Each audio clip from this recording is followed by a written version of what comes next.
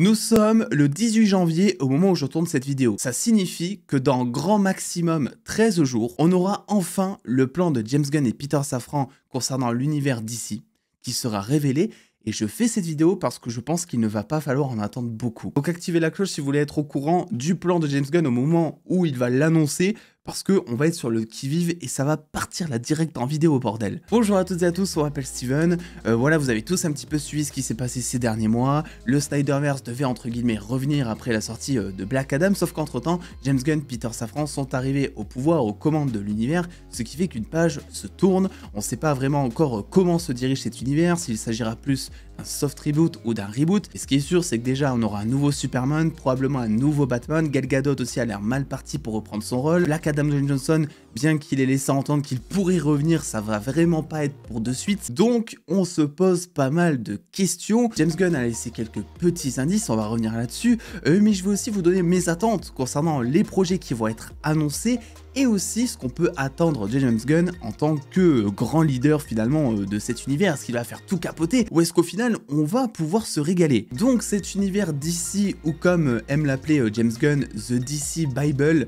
au final va être révélé bientôt. Et la première question, c'est comment est-ce que ça va être révélé? C'est vrai qu'on s'attend à un truc de fou. Voilà, le MCU a pour habitude derrière de faire des événements avec Kevin Feige sur scène à la Steve Jobs pour présenter ses nouveaux téléphones, sauf que là c'est des films entre guillemets. Et ici on a plus l'impression que ça va être quelque chose de moins public. Qui est sûr probablement, c'est qu'il n'y aura pas d'événements que Warner pourrait monter, il n'y aura pas de James Gunn sur scène, que James Gunn a confirmé que Warner n'avait pas prévu d'événements type annonce, type Kevin Feige sur scène. Est-ce que ça va être sur Twitter, lui qui est très actif? Est-ce que ça va être par le biais d'un média? Possible par exemple que le petit Hollywood Reporter par exemple puisse se charger de relayer les informations pour que ça commence à faire du bruit, pour que les médias s'en chargent. Peut-être qu'ils ont tourné aussi une vidéo annonce. Quoi qu'il en soit, ça arrive très vite, mais on n'aura pas d'événement. Je vais commencer par les héros principaux de la Justice League.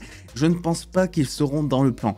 Je parle de Superman, ça c'est sûr et certain, James Gunn l'a dit sur Twitter, on a appris que le casting n'était pas du tout finalisé concernant Superman, étant donné que le script du film, du prochain film qui arrive donc, n'était pas finalisé non plus, et que en fait ça ne serait pas annoncé, ça c'est écrit noir sur blanc. Il y a aussi la question par rapport à Batman qui se pose, là c'est pareil, je ne pense pas qu'il sera annoncé, puisque bon, même si Gunn a quand même dit que tous les personnages Superman, Batman, Wonder Woman seront importants dans la construction de l'univers d'ici à venir. Je pense pas vraiment que ça va être prioritaire. Pareil pour Wonder Woman, où on sait qu'elle va revenir, James Gunn l'a dit, mais ça serait pas vraiment sous les traits de Gal Gadot, on n'en sait pas plus pour l'instant, mais c'est vrai que bon, vu comment ça se présente, on a plus l'impression qu'ils vont changer un peu tout le casting en fait. Je vais m'arrêter là-dessus avant de théoriser sur les projets qui vont arriver.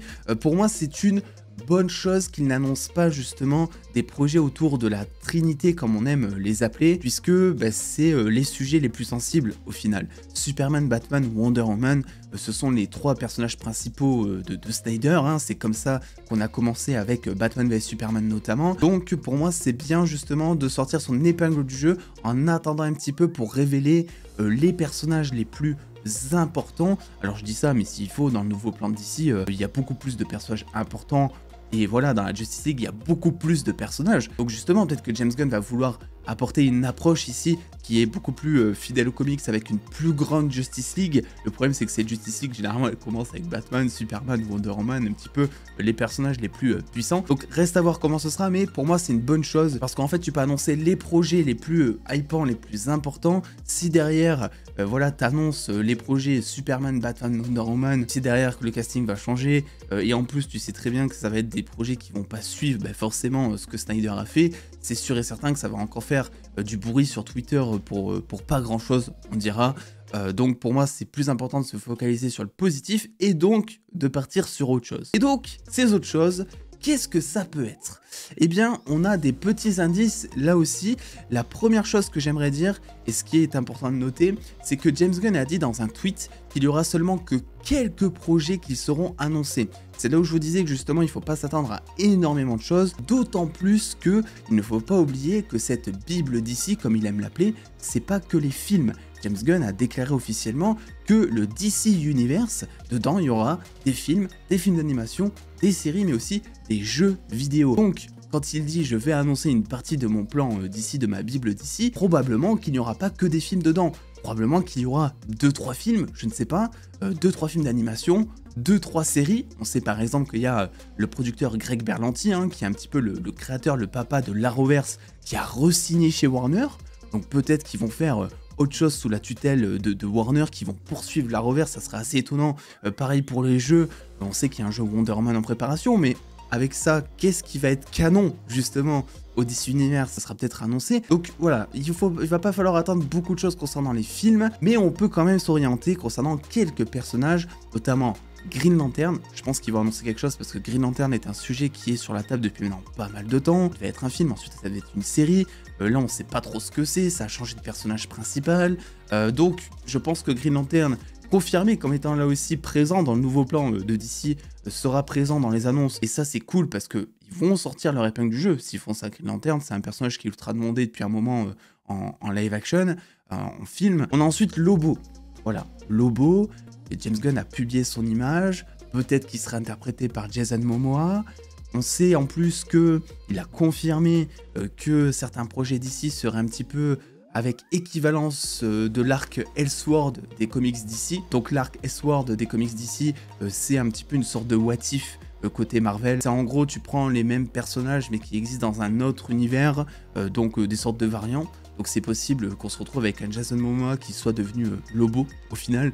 Ça peut aller dans ce sens, Là je fais qu'une seule interprétation. S'il faut, Jason Momoa il jouera Lobo, c'est possible parce que bon, on l'a quand même, il a quand même laissé entendre, il a lancé des indices. Mais s'il faut, c'est juste dans un film d'animation ou dans un jeu vidéo. Voilà, James Gunn a teasé quelque chose par rapport à Lobo il y a maintenant quand même quelques semaines. Donc possiblement qu'on aura quelque chose par rapport à ça. On a ensuite Mister Terrific là aussi, qui pourrait se montrer là sous une forme de série. Je pense que ça serait plus intéressant pour le coup. Mais bon, à voir, Mister Terrific, c'est vrai que dans la Justice League, c'est un personnage qui, on va dire, est assez secondaire. Il est plus important, je crois que c'est dans les Titans que Mister Terrific est plus important. Et il aide des fois la Justice League parce qu'il est ultra intelligent, etc. De mémoire, s'il faut que je raconte des conneries, mais de mémoire, je crois que c'est ça. Mais en série, je pense que Mister Terrific, justement, pour montrer son intelligence, son évolution, comment est-ce qu'il en est arrivé à être un super héros, parce que c'est un mec qui a pas de pouvoir de base, eh bien ça peut être intéressant pour qu'on puisse s'attacher au personnage, et justement que l'on puisse ensuite avoir des films, puisque ils ont l'air de vouloir reprendre le même système que Star Wars et Marvel en même temps. Ils veulent, je pense, copier le modèle Star Wars pour les jeux vidéo, puisqu'on le sait, certains événements, certains personnages de l'univers Star Wars en film apparaissent dans les jeux vidéo Star Wars. Et concernant Marvel, je pense qu'en fait, ils vont prendre le modèle Disney+, pour ensuite apporter des films grâce à des personnages qui auront été développés au préalable en série sur HBO Max, devenu Max récemment. Donc ça c'est pour Mister Terrific. Je pense que aussi le personnage de Arrow pourrait être annoncé, puisque c'est le personnage préféré de James Gunn chez DC, c'est ce qu'il a révélé. Donc possiblement qu'on aura quelque chose autour de ça. Là aussi, je pense que ça sera pas en série, je ne sais pas. Après c'est peut-être aussi pour ça que Greg Berlanti a re-signé.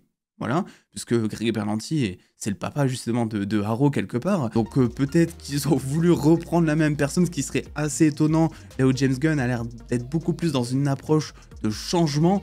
Voilà, il a décidé en fait, malgré voilà, toute la haine que ça pouvait procurer derrière de la part de beaucoup de fans, eh bien de raser tout le Snyderverse. Et concernant les jeux, les films d'animation et les séries, c'est assez compliqué de savoir ce qu'ils vont faire, pour être honnête. Les jeux surtout, j'avoue que bon, ça fait un petit moment qu'on demande un jeu Superman, donc est-ce que ça serait pas le moment? Ça ferait là aussi une dose de positivité en plus concernant la communication Warner James Gunnienne, n'est-ce pas? Et après il y a la question aussi concernant le Batverse. Alors normalement, je dis bien normalement, James Gunn devrait rien annoncer autour de The Batman 2, de ces séries qui gravitent autour, genre Gotham, le Pingouin, etc. Et ni non plus le Joker 2. Normalement, parce que voilà, il a dit que c'est vraiment deux univers distincts. Je dis normalement encore une fois parce qu'on ne sait pas vraiment ce qui peut se passer là-dedans, hein, dans tout ce bordel, mais c'est un petit peu ce que je vois pour les plans de DC. Quoi qu'il en soit, eh bien je pense qu'il ne faudra pas attendre un truc de malade mental.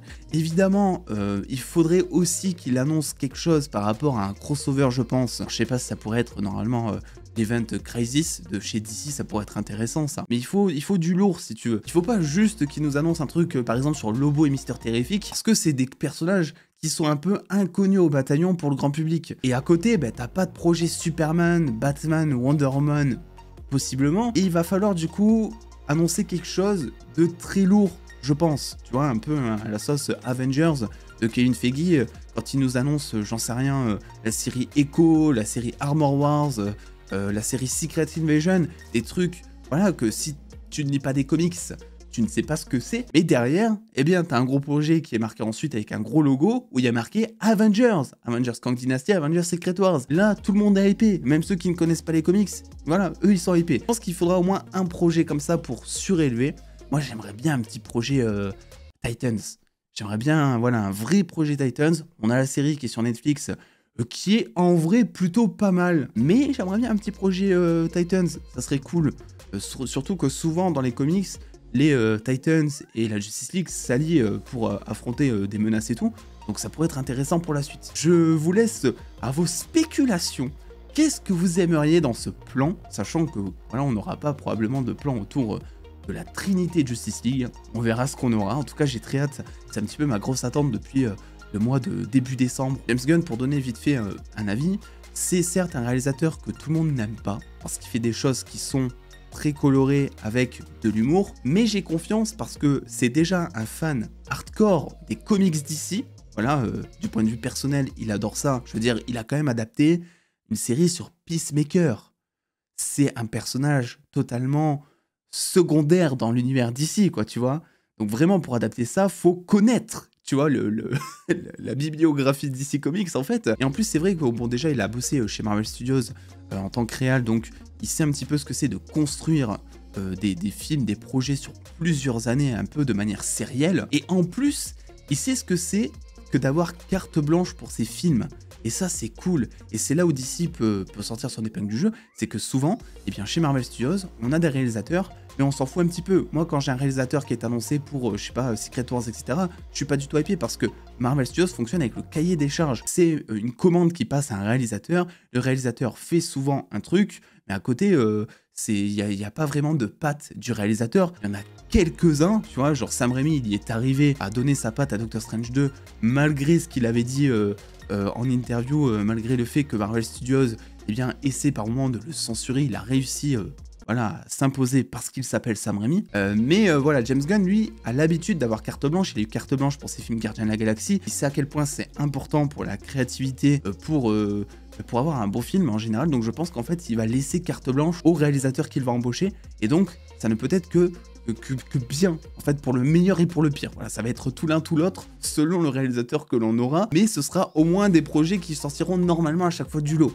Après, on s'avance pas trop évidemment, on sait pas si James Gunn va laisser carte blanche, il ne l'a pas dit, je vois pas pourquoi il le ferait pas. Voilà, il sait à quel point c'est important. Donc écoutez, je suis plutôt optimiste, j'ai hâte, vraiment, et je vous en parlerai évidemment sur la chaîne dès qu'on aura des informations, et comptez sur moi si jamais il y a des events qui sont annoncés, des comics, des trucs comme ça, pour vous raconter un petit peu ce qu'il en est. N'oubliez pas de me dire en commentaire votre hype concernant cet univers. Que pensez-vous de tout ça? Est-ce qu'il y a un projet en particulier que vous aimeriez voir dans l'univers d'ici prochainement construit? Et puis attendant les dos, prenez soin de vous, faites-vous bien kiffer.